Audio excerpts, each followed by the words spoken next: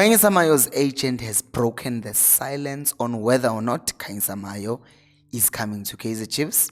Peter Shalulile's complicated contract situation explained.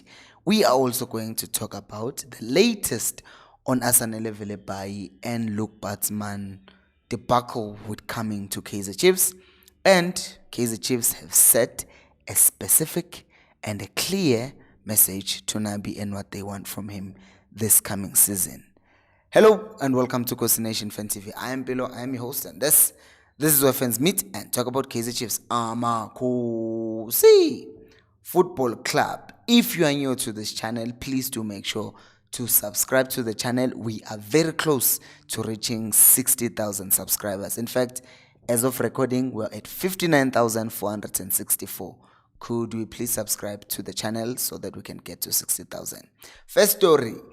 You remember that Khanyisa Mayo's father, which is Patrick Mayo, said that Kaizer Chiefs contacted him regarding his son, Khanyisa, who is on the picture. And he said that he even gave them a blessing. He told them, hey, give him jersey number 21 if you sign him. But his agent, because that's the most important person in this, says that Khanyisa Mayo and Kaizer Chiefs is not happening. Continues to state that Khanyisa Mayo has 2 years remaining on his contract with Belouizdad. On top of that, Khanyisa Mayo is apparently enjoying his stay up there at Belouizdad. So the whole thing of Chiefs contacted the father, they did not contact the agent, which means if the agent knows nothing about any transfers, that could also mean nothing is happening. But, of course, we know that agents dealing with Kaizer Chiefs, they don't usually reveal things to the media, because if they do, Kaizer Chiefs seem to get pissed off about them talking to the media, and it ends. So we can never say never, but for now, we're just going to believe what is being said. Which brings us to Peter Shalulile. If you go on Transfermarkt, I don't even know how to pronounce it. If you go to Transfer Market basically and check Peter Shalulile, just Google Peter Shalulile and the website that says Transfer Market, you check. His contract says it expires June 2025. But there is now a report that's saying that actually his contract does not expire until June 2026. So the brother here has a year remaining on his contract and not expired already. So as much as he is linked with the move out of Sundowns, because Sundowns obviously are happy with the strikers. They have the Vurenas, Sales can play in that position, Umotiba is also there. So they have options in that position. And as we've seen in the Club World Cup, he played a very limited amount of time, is Peter Shalulile.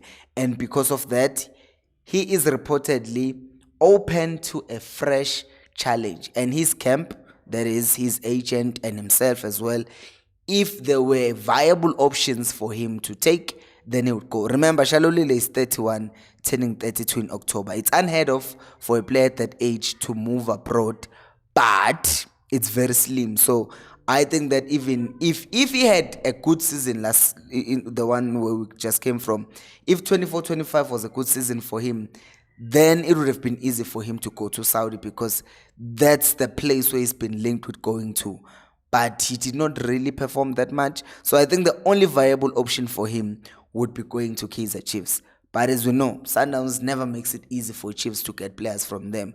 We'll only get a player from Sundowns if they no longer need that player, which is just said, and then we'll take the player that Sundowns no longer needs. But that's not what we're talking about today. What we're talking about today is, given the fact that he's been seen training with Sundowns, there's a picture of him training with Sundowns already, it tells me that he's not going to just leave Sundowns and come to Kaizer Chiefs. If that was the case, Sundowns will probably want 15 million, despite the fact that his contract is expiring literally next year. So I think that for those who are still hopeful that Shalulile might come to Chiefs, it's time to close a book on that one. If you're enjoying the video, please do make sure to subscribe to the channel. Which then brings us to Asanele Velebai and Luke Batsman, who is not in the picture. So the story here is now from not the agent, but the CEO, the chairman of our CEO of Cape Town Spurs, Nzong correct, which title is his. So he's saying that Chiefs are bypassing proper transfer procedures. He's accusing Kaizer Chiefs that they did not do fair negotiations with Cape Town Spurs. He's also saying that the players are still under contract, despite the fact that obviously were professional contracts and they are no longer a contract. He's just saying these are still contracts. And on top of that, he's urging Kaizer Chiefs to be ethical and respect Spurs' player development. So what he's basically saying now is that he would be open to selling the players to Kaizer Chiefs if they approach them and sit down with them and have a conversation as to how are they going to sell the players to them. But as it stands, he's saying that nope, Chiefs must be ethical, Chiefs must respect Cape Town Spurs, Chiefs must do the right thing. So yeah, that's basically it. He's not going down without a fight. And you just know this is like the last. When someone is desperate, they'll do anything, because they've been relegated to the third division of South African football, and the money obviously is less when they are there. So if they were to sell Velepai even for 5 million at this point, that would be a huge bonus for them. Now add Batman to that, they're probably looking at getting 10 million for the boys combined, or maybe something around 7 million. That gives them a massive advantage against the teams that they're competing with on that division. So as it stands right now, it's clear that the Cape Town Spurs team will try and fight by all means to keep Uvelepai. If not keep, sell him for something and at least get something for him. Which then brings us to Nabi. Because according to Jessica Mtaung, she says that they want to achieve complete success. Now, the way that I understand that sentence, it means win the league, because that's success, because she's talking about winning everything. Winning the league, winning the Carling Knockout Cup, and then winning the FA Cup. So basically she's saying that they are winning everything that's there to be taken. So Kaizer Chiefs are giving Nabi a mandate. They are saying they want to achieve complete success, which basically means win everything. The question that I have for you is, do you think Kaizer Chiefs have recruited enough players, enough quality to basically say they are going to compete with Mamelodi Sundowns? I know people say that you don't have to beat Sundowns to win the league, but do we have longevity, to have enough depth for us to not just be good in the first half of the season, but to be good enough throughout the season, and not just competing locally, but also competing in the continent? That's the question that I have for you. You can tell me down on the comment section below. Thank you so much for watching.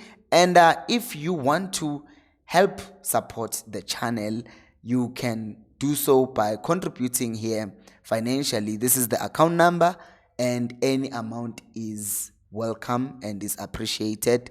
We are very close to reaching the goal of buying a chair. I will check the names of the people who donated today and see how much money we've made. So you can also do it here. Yeah, any amount of money is acceptable. 20 rands is fine, 10 rands is fine. Thank you so much for watching, and until next time, remember, Khosi, I'll pay you more.